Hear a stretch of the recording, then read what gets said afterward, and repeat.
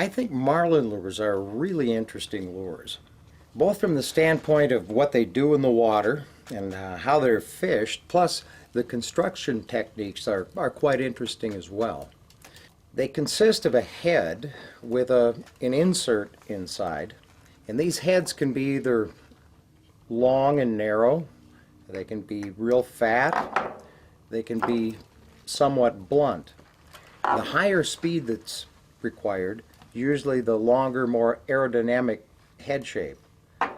Head shapes that are more blunt in the front or shorter as well tend to move better at slower speeds. The way they're constructed is a dual mold process, and I just happen to be in the middle of doing it right now, and I'll show you how very quickly. I've pre-made a mold out of a small head using a cup and RTV2. I'm not going to take time to do it now, but if you want to have complete instructions, just go to the MakeLure.com website. The next thing I have to do is I'm going to make a gang mold as long as I'm going to do it. And I'm going to start out with my models, or my masters as they're called, with 3 different good proven head shapes. I've got a hot melt glue gun here, and I'm just going to put a little hot glue in the bottom of each one of them. The head shape, plus the weight of these Marlin lures, are designed so that they'll come up to the surface, grab a whole bunch of air, dive back down, leaving a trail of bubbles behind them, who knows, maybe 100 feet long.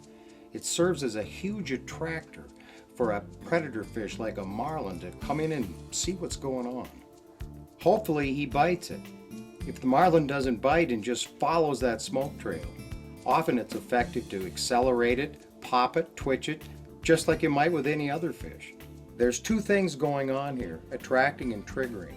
The smoke trail or line of bubbles is what attracts the attention, but oftentimes making the lure appear as though it's reacting to the predator is what gets the bite. It's been overnight and the mold is set up, and now after I remove the masters, I'll be able to pour one. What I think is cool about the technique is that it allows for so much variability. You've got length, diameter, shape here, plus the insert technique allows for controlling the specific gravity and the balance as well. First thing, pour an insert. I've already dusted a pre-made mold that I made from a head.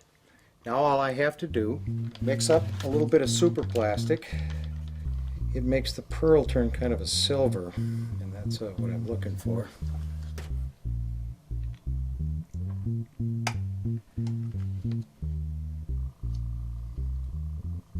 Well, we're waiting for the super plastic to set up, which is just maybe 10 or 15 minutes.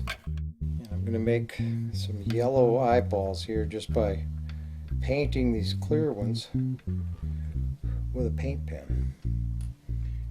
There we go. Now, doesn't that look good? Not any paint at all. I've got a nice dark blue back, silver sides, just with the dust. And as you can see, I've used this mold for other things. There's a telltale hook hanger that I use this head for a jig mold. After we've pulled this out, I don't have to clean it up much, but I said I wanted big eyes in it, so I'm taking a special type of a bit. That's called a Forstner bit. It's made to drill a nice round flat-bottomed hole. And as you can see, it makes a nice little hole. Well, I've cleaned off the flash, that's the excess from the other mold, and glued my eyes in. I've got a pin through it, and now I'm going to stick it in our mold and pour some clear resin around it. It's pretty important to stir the resin thoroughly and get it all scraped off the edges of the cup. I've got a cup with smooth edges just for that reason. And I'm getting a lot of air bubbles in this, and that's why I'm going to need this special device. Okay, I've got it all mixed up. Now I'm just going to pour it into the mold. And now, my special device. This is called a pressure pot, and that's going to collapse all of these bubbles so it's absolutely crystal clear. And I'm going to plug this into my air compressor. Now that's going to set up. I'll give it about a half an hour.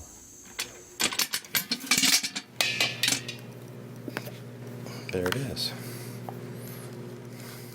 As you can see, this technique makes an absolutely beautiful head with very little muss or fuss. And as any marlin fisherman would know, this one I poured upside down because they really run this way for marlin. But it doesn't take much imagination to say, how do I go beyond marlin with this? I could change the head shape and make it wander or vibrate. I could change the balance. And instead of putting a skirt on it like a marlin guy, maybe I could put a skirt and a soft plastic tail.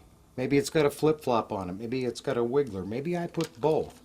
Depending on balance and weight, we can make this thing do almost anything from pop on the surface to run deep underneath the surface.